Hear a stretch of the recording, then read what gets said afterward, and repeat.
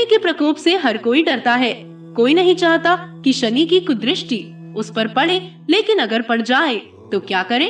जवाब सीधा सा है, पीपल की पूजा करें। अब सवाल आता है कि पीपल की पूजा करने से क्यों मिट जाता है शनि देव का प्रकोप? तो इन सभी सवालों का जवाब मिलेगा आपको आज के इस वीडियो में। तो आइए शुरू करते हैं आज का वीडियो। जब किसी इंसान पर शनि देव की महादशा चल रही होती है तो उसे पीपल की पूजा का उपाय जरूर बताया जाता है। कई बार मन में यह सवाल उठता है कि ब्रह्मांड के सबसे शक्तिशाली और क्रूर ग्रह शनि का क्रोध मात्र पीपल वृक्ष की पूजा करने से कैसे शांत हो जाता है।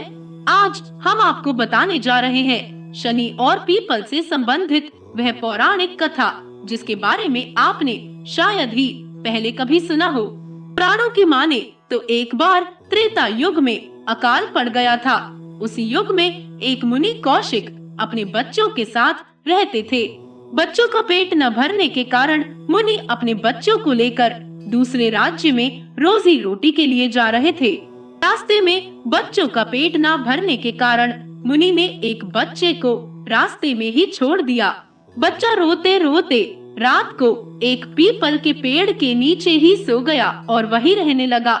वो पीपल के पेड़ के ही फल खाकर बड़ा होने लगा तथा कठिन तपस्या करने लगा। एक दिन ऋषि नारद वहां से जा रहे थे।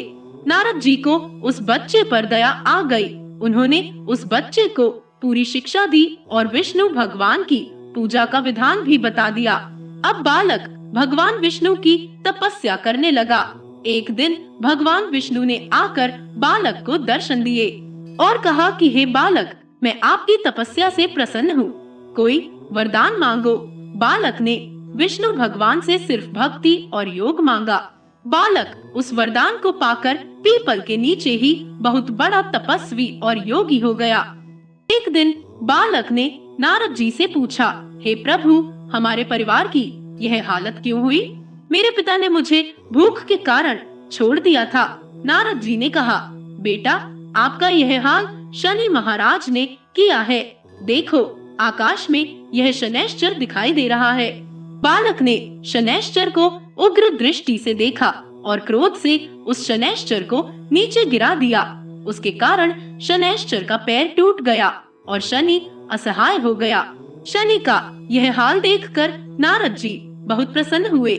नारद जी ने सभी देवताओं को शनि का यह हाल दिखाया था। शनि का यह हाल देखकर ब्रह्मा जी भी वहां आ गए और बालक से कहा, मैं ब्रह्मा हूँ, आपने बहुत कठिन तप किया है। आपके परिवार की दुर्दशा शनि ने ही की थी। आपने पीपल के फल खाकर जीवन यापन किया है और शनि को जीत लिया है। इसलिए आज से आपका नाम पिपलाद ऋषि के नाम से जाना जाएगा और आज से जो कोई भी आपको याद करेगा उसके 7 जन्म के पाप नष्ट हो जाएंगे तथा पीपल की पूजा करने से आज के बाद शनि कभी कष्ट नहीं देगा। ब्रह्मा जी ने पिपलाद बालक को कहा कि अब आप इस शनि को आकाश में पुनः स्थापित कर दो। बालक ने शनि को ब्रह्मांड में स्थापित कर दिया तथा पिपलाद ऋषि ने शनि से यह वचन लिया कि जो कोई भी पीपल के वृक्ष की पूजा करेगा उसको आप कभी कष्ट नहीं दोगे। शनैश्चर ने ब्रह्मा जी के सामने वचन दिया। उसी दिन से यह परंपरा है कि जो भी प्राणी ऋषि पिपलाद को याद करके शनिवार को पीपल के पेड़ की पूजा करता है उसको शनि की 7.5 शनि की ढैया और शनि महादशा कभी कष्टकारी नहीं होती है। शनि की पूजा और व्रत 1 वर्ष तक लगातार करनी चाहिए। शनि देव को तिल और सरसों का तेल बहुत पसंद है, इसलिए शनिवार को तेल का दान भी करना चाहिए। दोस्तों, पूजा करने से तो दुष्ट मनुष्य भी प्रसन्न हो जाता है, तो फिर जरा ये सोचिए कि शनि देव क्यों नहीं प्रसन्न होंगे। जय जय श्री शनि महाराज की।